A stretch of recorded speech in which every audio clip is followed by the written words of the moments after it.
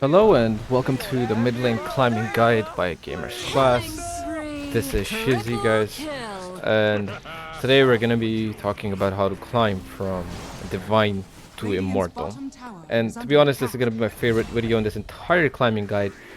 Why? Because I didn't really have to watch a lot of replays for this. I played in this bracket myself, and I know from heart what most players are doing wrong in this bracket.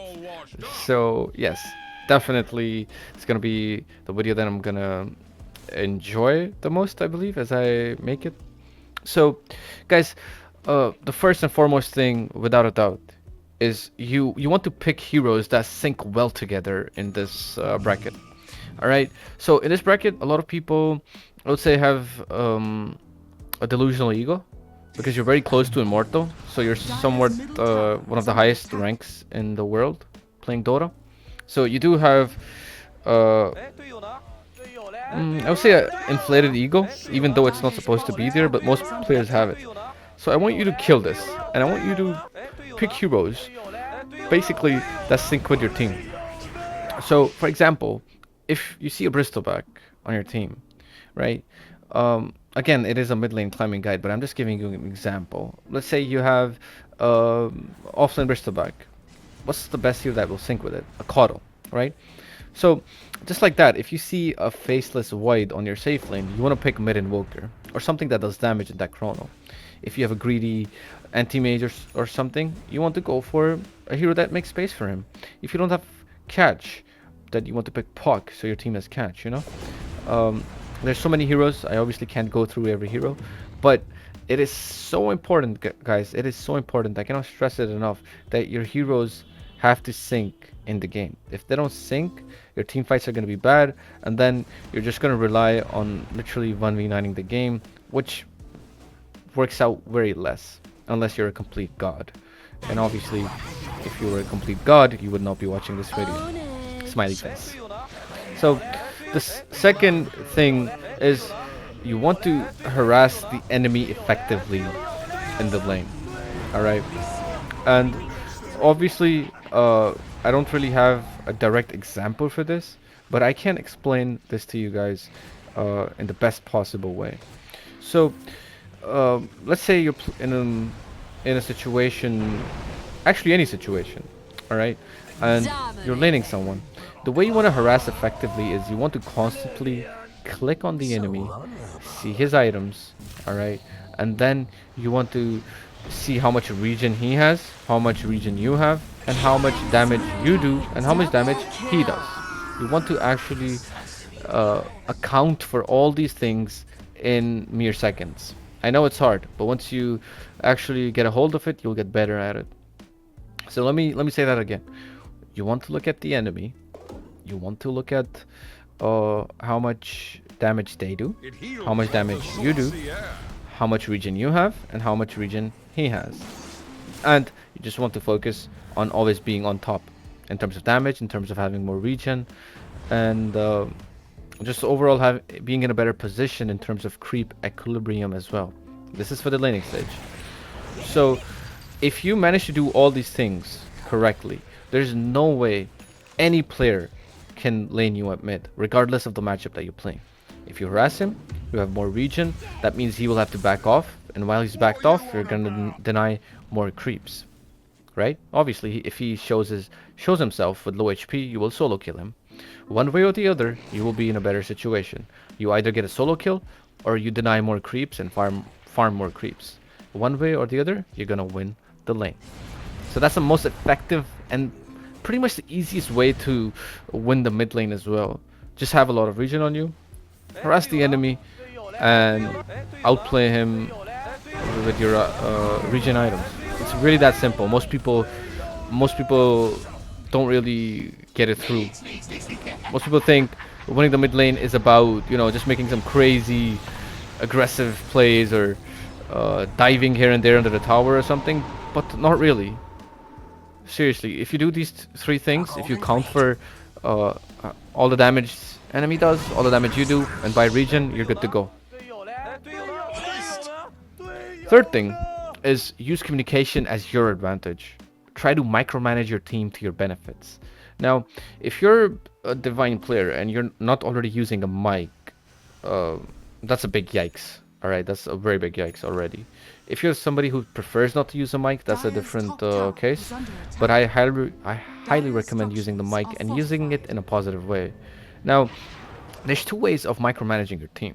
All right, let me give you two examples. One, hey guys, I need help mid. All right, it's very highly unlikely anyone will help you at mid. But if you say, guys, I think I'm gonna need some help. I feel like they're gonna rotate. Just keep your TPs ready or something. You know, if you give your team positive vibes, if your voice and the words that you say show them that you want to win, if this shows this to your team that you actually want to win, in their heads they will also want to win. Even if they're feeling down, even if they're feeling bad or whatever, if you want to win, your team will also share the vibe. At least some of the players. Some players are obviously going to be toxic, and it is what it is. But more or less, you will have a higher win rate doing this. How do you micromanage your team? You can micromanage your team in a lot of ways. In a lot of ways, you can tell your supports to help you at the power runes at the 4-minute mark. You can help them get. You can ask them to get bounties for you. You can ask them to stack for you. You can basically ask them anything you really want. To be honest, as long as you ask it in the right way. Now, I've watched a lot of streams. I've watched RTZ do this. I watched Crit, Armel, Abid. I've watched all these guys do it.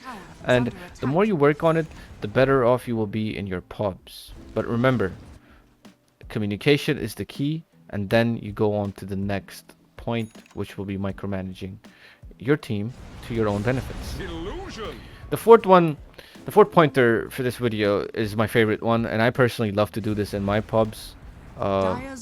No-Till has talked about this as well, which is the mental and psychological warfare that happens in Dota, and which is 100% real, guys. Believe me, it is 100% real. So, what you want to do is, guys, you want to mentally break your enemy. All right, constantly force moves, so they have to overthink all the time.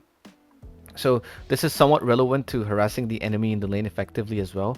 When you're constantly harassing the enemy, constantly throwing stuff at them, the enemy have to think, okay, so he's throwing one spell at me, what do I do? Okay, I should throw a spell back. Okay, there's the support rotating at me, what do I do? You know, if you force the enemy to constantly think, right, you're gonna be much better off in the game. While you're just making moves that you normally make, right? First off, it's gonna be a bit hard because making constant moves requires fast fingers, a fast reflex in your brain. But once you get used to it, guys, you will see how easy it is. You'll be non-stop forcing, I would say, passive-aggressive moves. You don't have to dive the enemy. You just have to harass them from a long distance. You have to throw some spells. You can even do it by denying. You can even do it by taunting them. You can even do it by getting runes, split pushing. There's way too many ways to get inside the enemy's head. But what is important is that you have to constantly make moves.